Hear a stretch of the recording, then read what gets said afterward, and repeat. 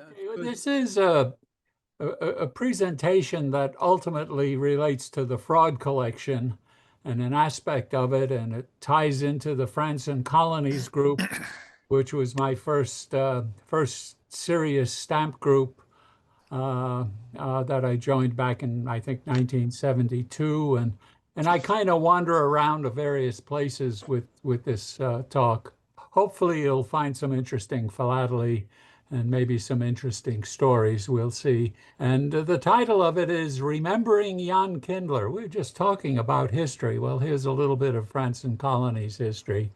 And the subtitle is A Walk Around France. And the first slide here shows a picture of the France and Colonies Philatelic Society annual dinner. During the 70s and 80s, the annual FCPS May dinners used to bring out 60 to 70 guests.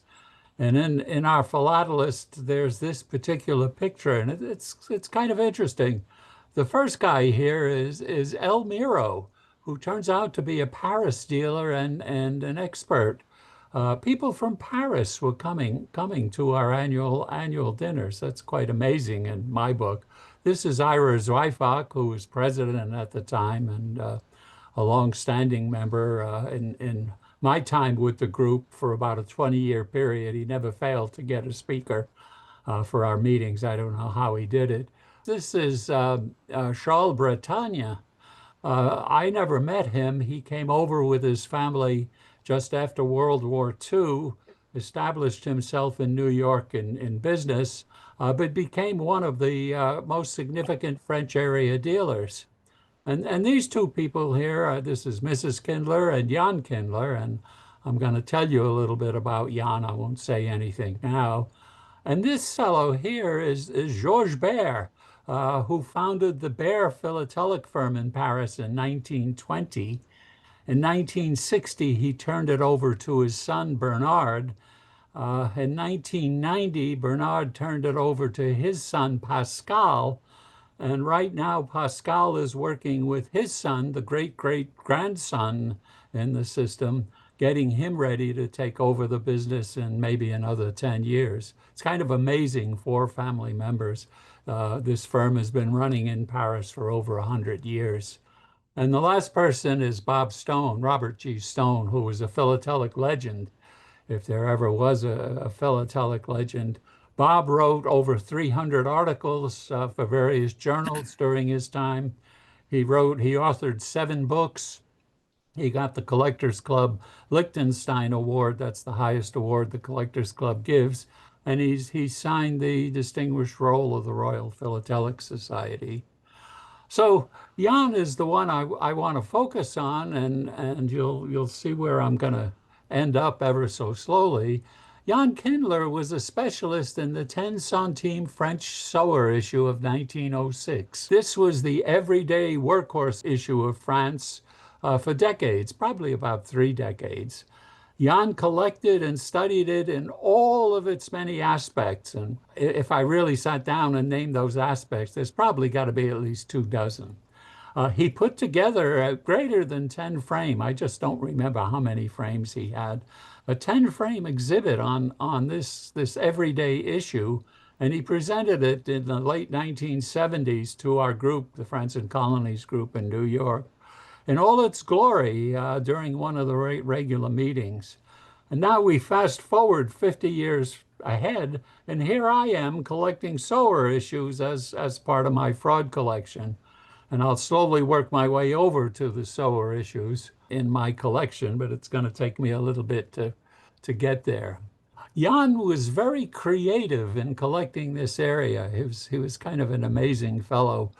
One day while he was in Paris, he bought 10 postcards and franked each with a 10 centime Sower stamp. He also put his home address in New York on the face of each card, and he wrote a message in French next to the address reading, "If someone finds this card, please place it in the mails. It is properly franked and addressed to me." And then he climbed up to the 3rd level of the Eiffel Tower, as high as you can get. I don't know if you could go up there by elevator in the time he was doing this. But anyway, he went up to the 3rd level and he threw all 10 postcards into the wind. to scatter them around the tower area. And when he gave his presentation that I mentioned attending, one of those postcards was back. We made it back, and he showed it to us. So airmail via the Eiffel Tower. Jan continued to collect this issue throughout the rest of his lifetime. During his final years, he transferred the collection to a friend's apartment for long-term storage. He didn't have the room. And then after Jan had left the world, the FCPS had no idea what happened to his collection. It never appeared in an auction sale that we were aware of. Nobody ever saw it in a dealer stock. And then about 2.5 years ago, the friend to whom Jan transferred the collection contacted the France and Colonies group. He was moving out of New York City and could no longer store the collection. So he offered it gratis to the FCPS if he would come to New York and pick it up. So what happened, Ken Nilsestuen, who's president of the society, and Ger Dutt, who's a member of the board, traveled to New York City to review the collection. And the collection was quite extensive and a bit disorganized. And so what the FCPS group decided to do was accept the collection against a plan that we would auction it off and the proceeds would be split between the society and the fellow who had been storing the collection for decades. So he was quite pleased with that. The collection was brought to Ken's home in Akron, where he began the workup to properly dispose of it through the auction market. And during this process, Ken has given a number of wonderfully interesting and exciting 10-centime sower issues talks that are on the Zoom record of the France and Colonies philatelic site if anybody's interested in getting into the real nitty-gritty of this issue. The last portion of the Kindler collection will be sold in 2025 this year via Sterling Stamps, which is a Midwestern auction house. So what I'd like to do is kind of in remembrance of Jan Kindler. He wasn't a great friend, but I knew him reasonably well. He was a dear friend of the artist Mann and used to talk about him quite a bit. But in remembrance of Jan, I'd like to present some 10-centime Sower material that's part of my Philately and International Mail Order Fraud collection. And most of the covers I'm going to show you are from really small villages. They illustrate the varieties of cancels used in France during the early part of the 20th century. I'm going to show these by fraud organization. I'm not going to say anything serious about the fraud organizations. I've told you a lot about that. I'm going to focus on the philately. And we're going to start with the New York Institute of Science, which had a hypnotism and magnetic medicine scam. They sold a home study course. And here's the first cover posted at the 50-centime registered rate from the village of La Tourbie on March 13th, 1912. La Tourbie is in the Monaco area by the Mediterranean coast. And you see the postcard of La Tourbie. It's one of these wonderful Mediterranean villages between Monaco and Nice. You can see a very distinctive Roman ruin, and then in front of that is a classic-looking French Mediterranean Catholic church. And then you look at the village, and every house is covered with red tiles, just by chance match the color of the 10-centime sower. I thought that was kind of interesting and unexpected. That Roman ruin is known as the Tropaeum Alpium, pardon my Latin, Trophy of the Alps. So the Trophy of the Alps is a Roman trophy celebrating the Emperor Augustus's decisive victory over the tribes who populated the lower Alps in Roman times. The monument's ruins are in La Tourbie, a few kilometers away from the Principality of Monaco. And there's a nice close-up of the cover. You can see it's beautifully franked with 5 10-centime sowers paying the proper registry rate. It's backstamped in Paris on its way up to Le Havre. It went to Rochester via New York. And overall, it's a really nice and fun cover reflecting the mail to the New York Institute of Science with sower stamps. Of Question is, how much did it cost? Okay, was it 500 bucks? Was it 50 bucks? Was it $5? Actually, it was $8. Okay, I bought it on eBay. It was $5 for the purchase of the stamp and $3 for postage to get it to me. So it's really a nice piece of fraud postal history, but it's got a nice tie into Rome to the Maritime Department and just fun to collect. Here's another one from the Ville Urbaine in the Rhone department. Okay, this is actually a large suburb of Lyon in the Rhone department. This is at the 25 centime international rate, and you see nice uses of the stamps and good strike of the cancellation of the suburb. Here's one from the little village of Marcilly-le-Poivre in the Loire department, October 1912. You can see it's again franked at 25 centimes with two 10-centime sowers and one of these dotted date stamps that were also very common in the period.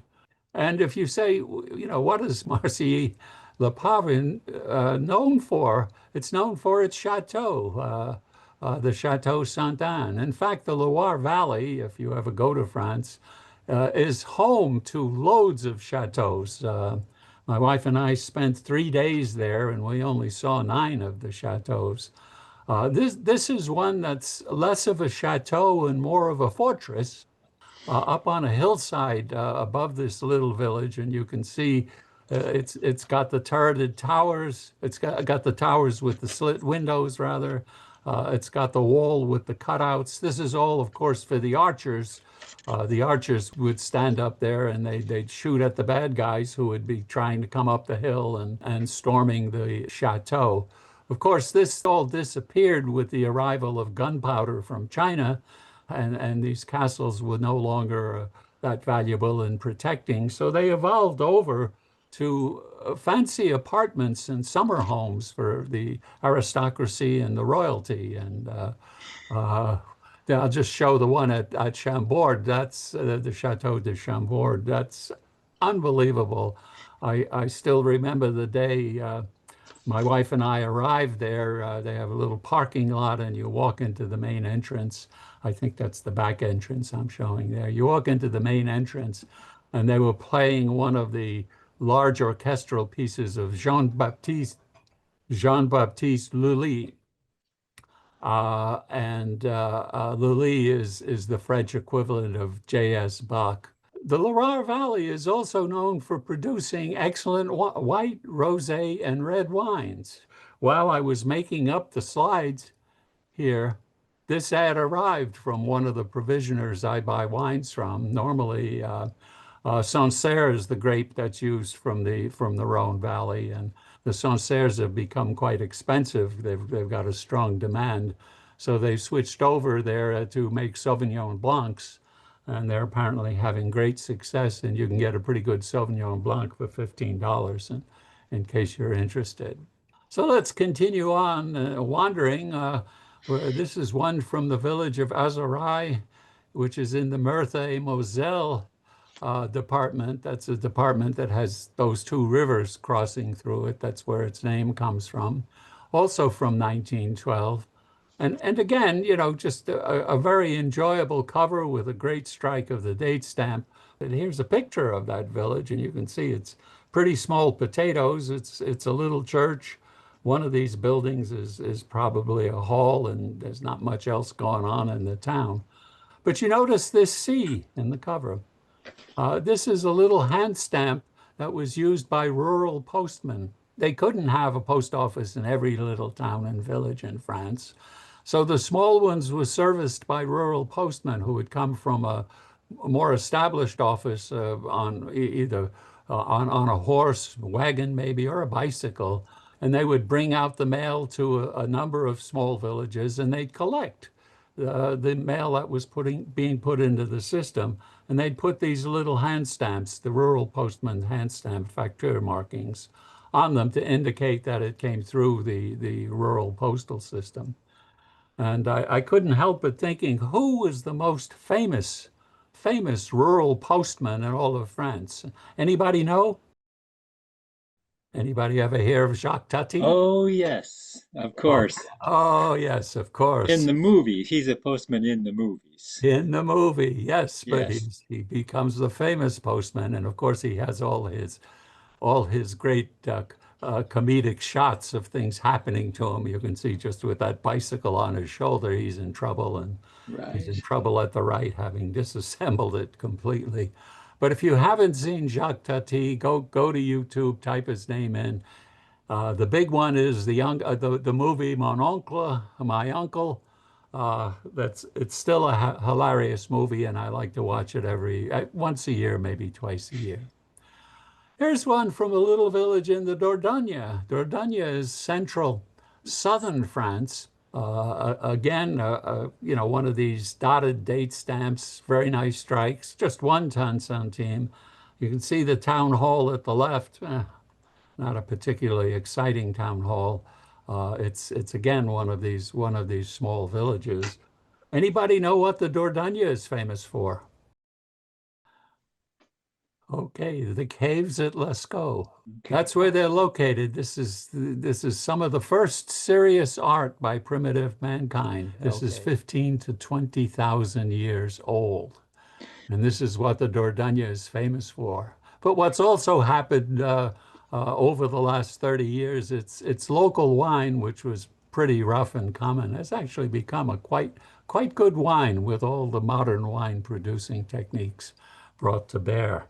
And that reminds me, since this is the New York group, if anybody's in New York in the fall and winter and needs a good meal and wants a wine to go with it, stop at the restaurant Benoit on 55th between 5th and 6th Avenues and have the cassoulet. Okay, cassoulet is a simple country preparation involving local beans, preserved duck, sausage, lamb, sometimes chicken. Sometimes you even get a little Polish sausage in it. And one of the nicest wines to go with this dish is that red from the Dordogne.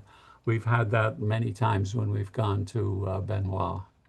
So let's get into something a little different philatelically. What about the railroads?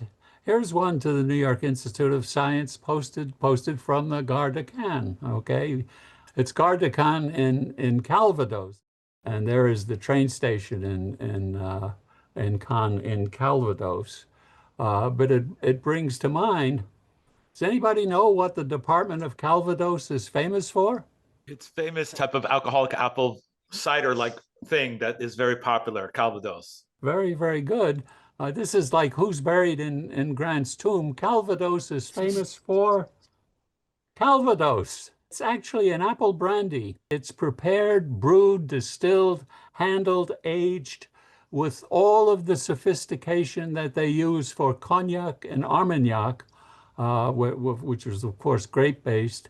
But the Calvados is apple-based. Once my wife and I missed having a drink of 50-year-old Calvados. It was $50, so we passed on it. It can be quite an enjoyable drink, and I heartily recommend it, especially if you have that cassoulet that I mentioned. So one of the things about France is they have this highly developed railroad system for carrying the mails called the convoyeur.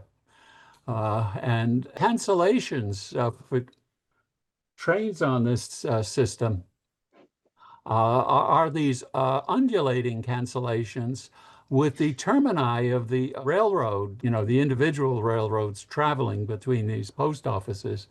And this is a nice one between the town of Flèche and the large city of Angers. Both are pictured at the left. You can see the smaller village, and that Angers is a big city. And it's nice to collect these. And again, we have the sower issues. I should note at my first weekend with the France and Colonies group in the United Kingdom, you used to have two yearly meetings on weekends at nice British resorts. Somebody did a presentation on these cancels, one of the British collectors, and he termed them the Wigglies as the British generic name for these types of cancels. It's a whole specialty area in France, and here's another one of them, quite a bit different in style. It's from Cluny-Chalon. And again, you can see Cluny was a small town near the city of Mâcon. Here's one from Pamiers in the Ariège. That's southwestern France, getting close to the Atlantic. And the importance of this cover is you see a different design of the sower. This is the first attempt at a sower design. The same figure, okay, the Liberty figure sowing the seeds of the French Republic. But you notice all the background is lined. The ground is lined here. The sky is lined, and they've put in a rising sun. That's how the stamp was first envisioned and printed, and then they decided that was just too complex, too much going on, and they wanted to simplify it, and this is how it finally ended up as the 10-centime sower. Pamiers is not such a big fancy town. The best I could come up with is they have a magic museum, and it looks like it's pretty much populated by the locals. But it might be fun to go to. Just a couple more. You can start looking for these covers with more complex and more interesting frankings. Here's one from Le Creusot in the Department of Saône and Loire. And you can see we have three different sowers now: the blue, the green, and the red, prepaying the 50 centime rate. When you look to see what this now town looked like, here's a black and white print of it, and doesn't look too inviting. You see it was a significant railroad terminal. There's a lot of lumber there. It looks like there's a lot of coal in the cars that are on the tracks, and it looks like there's a lot of chimneys and smoke there. So it looks like quite an industrial town, and it's not much in the way for tourists. I actually do have one blockbuster cover with the 10-centime sower, and this gets me into the French franchise militaire stamps, and there's a little bit of history here that I have to bring up. In 1901, the French wanted to provide a simple system for their soldiers who were on station, not in combat. The ones in combat got free franchise. That was all set up. But for those not in combat, they wanted them to have the ability to get letters, particularly free letters, particularly home, okay, to the family, to the children, to the parents, et cetera, et cetera. So they created this system where they took the current French community rate stamp and overprinted it FM for franchise militaire. And each soldier on station got two every month to send letters wherever he wanted to. Okay, it didn't have to be home, but it was hoped for that they would communicate from home. And here's one for the 10-centime sower, used from the French Indo-Chinese office at Chongqing, China. Okay, a very, very rare destination and influenced by the Chinese market right now, via the Trans-Siberian Railway through Moscow into Europe. Look at the top left. It tells you that it's Siberian. France via Siberia. Yeah, That's where it was intended, yes. Yeah. Okay. yeah. Well, no, that was the railroad, the Northern Railroad there. That actually operated all the way from Manchuria, maybe even Vladivostok. You could take something totally across Russia and into Europe. Chongqing is in China. It's not Indochina. No, but the Chongqing was administered by Indochina. Chongqing is north of Vietnam. In southern China. Yeah. Okay, well, the letter had to get from there up to the to- terminus of the railway. I had to get up to the railroad, yeah. Posted February 20th, 1914. How long would that take to get to Paris from Indochina or China? From Indochina, at least a month. Well, I had one from Reunion, the island of Reunion, to French Oceania. That took 2 months plus. Yeah, about a month. And addressed to G.A. Mann. G.A. Mann was the creator of the science of radiopathy, which was part of the New York Institute of Science's scams. Mann was run out of the country by the post office and the government and reestablished himself in Paris. He was originally born in Quebec, so he spoke French fluently. And this is a letter to Mann from the Indo-Chinese office of Chongqing, Radiopathy was a hodgepodge of all sorts of occult ideas, and it cured all diseases. A book on radiopathy that Mann wrote for the French market, and you can see it reads, "A method natural and scientific for the cure of all maladies." Okay, it was powerful stuff in the fraud scam. From the philatelic point of view, I would rate this cover as either triple rare or quadruple rare. The French quadruple rare is normally the highest rarity rating the French use. This is really a good cover, and it cost me big bucks as part of the group type era collection. There's a little stamp, a cachet at the bottom left there that says Service à la mer. Yeah, that's the unit. The sender of this letter was part of a Marine unit stationed in Indochina. I see. Okay. That's a service unit, and Mhm. that just reconfirms the military origin. Here's one with that early issue of the Sower, the 10 centime. You can see what that looked like, franked at 20 in lieu of the 25 rate. But it's the line sower from a little village called Prahek. It's nicely marked with a T in triangle for due. The manuscript, it's 5 centimes short, which is equivalent to 1 cent. And then when it got to New York, it got the New York collect postage 2 cents, double the deficiency due. And that had to be paid by the addressee in Rochester when it got there. So it's just a nice example of a postage due letter featuring, again, this line sower version of what became the ultimate sower stamp.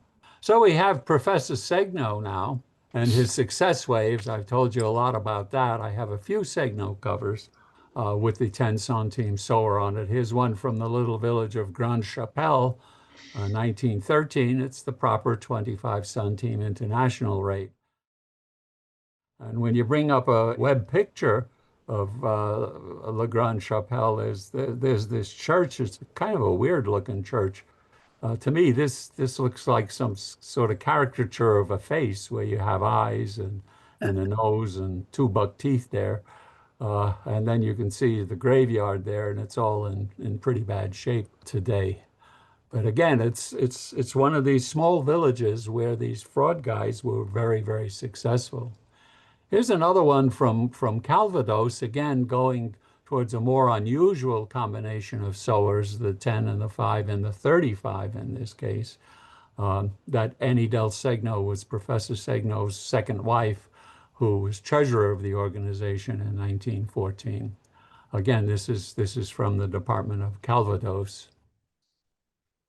And finally, the last cover, I've shown you this before in all its detail, but it's reared its ugly head once again, and I'll tell you why in a moment. It's from Los Angeles to Preti, from the Segno organization in Los Angeles to the little village of Preti in France, and then back to LA. Okay, so it was reused. It was posted from Professor Segno's operations in LA in 1912 at the 1 cent printed matter rate. Okay, that's the 1 cent Franklin right here. What it was a Segno information package. You were allowed up to 2 ounces of printed matter for a penny, and Segno would send information plus a return envelope, et cetera, et cetera. It's to Mademoiselle Lucie Gautier, who is a member of the Academy of Macon and a writer of romance novels. And she was so excited about something of the Segno organization. The return address is Inspiration Point. That's where his complex was located, Echo Park, Los Angeles. Lucy crossed out, you could see she's crossed out her address, okay, very, very clearly, and rewritten in Madame A. Louise Evans. She was the secretary at Segno's organization, Inspiration Point, Echo Park, and refranked the letter with 3 10 centime sowers, 2 5s for a 40 centime rate, and that's for a double weight letter between 15 and 30 grams, okay? This probably contained the equivalent of 50 francs in bills, which is equivalent to $10 for Success Club membership. I'm guessing that Lucy really wanted to be in the Success Club. And here's a close-up of the cover. if you backlight the stamps over here, you can actually see the rest of this Los Angeles cancel. Los Angeles, California, 1912. No date, okay, no day and month in here. These were special cancels killers used for printed matter. Normally, it went on a time available basis, so they didn't pay much attention to the date. They just had the outer portion of the date stamp. And here's Lucy Gautier, okay? For me, it was an opportunity to meet a Success Club member who was obviously very smart, obviously well-educated, obviously a person of considerable means. She was an elite member of French society and an author of romance novels and a member of the Academy at Macon. Yet she was completely taken in by the Segno mail order scam. I don't know how many of you are members of the American Philatelic Society. When you get your copy, I hope you open up the article and read all the details. Mail order fraud, the French connections, the tale of mentalism, Professor Segno and his success waves, an article by yours truly and my good friend Loic Dufresne de Variel. Loic is actually a Frenchman. He worked his whole career at Intel in Oregon. He just retired and he's moved back to France. He and his wife are living in Fontainebleau in a beautiful apartment. And he and I got together because he has wonderful access to all sorts of French information on the web in France. And we put together the whole package on Lucy. What's the take-home message from this presentation? Well, the one thing is obvious, and I know you guys, you're aware of this too. You can have a grand time collecting many philatelic areas without having to take out a home equity loan or endangering your children's or grandchildren's educations. That's what this collection represents. The other thing is you should always be thinking about when is the proper time for the disposition of your collections and be sure to act accordingly. There is no worse situation than to have the stamp collector gone from this earth with the collection now in the hands of his or her family, none of whom have any knowledge or interest in philately and its nuances. So as I say, forewarned is forearmed. And that's the end of my talk.